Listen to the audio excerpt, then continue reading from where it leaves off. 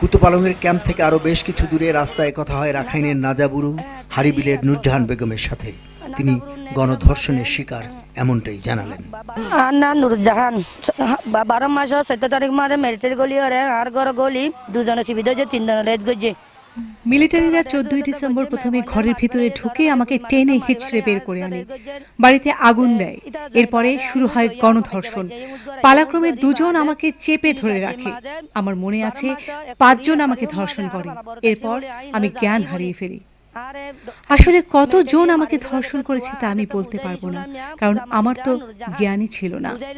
জ্ঞান ফিরে এলে প্রতিবেশীরা আমাকে উদ্ধার করে আত্মগোপনে নিয়ে যায়। 3 দিন পরে সেনাবাহিনী আবার আসে আমার খোঁজে, কিন্তু আমি এর মধ্যে পাহাড়ের জঙ্গলে আত্মগোপনে থাকি। আমার এক আত্মীয় সুযোগ বুঝে বাংলাদেশে পাঠিয়ে দেয়। বাংলাদেশে এসে ডাক্তারের কাছে যাওয়ার পরে আমাকে জানানো হয় আমি অন্তঃসত্ত্বা। এরপরে চিকিৎসক ঔষধ দিয়েছে। নুরজাহান বললেন, এখন আর পেটে বাচ্চা নেই, কিন্তু এখন কষ্টটা আবার অন্য রকম। খাওয়া নেই, থাকার জায়গা নেই, জীবন চলছে না চলার মতোই। আমি জানি না আমার ভবিষ্যৎ কি হবে।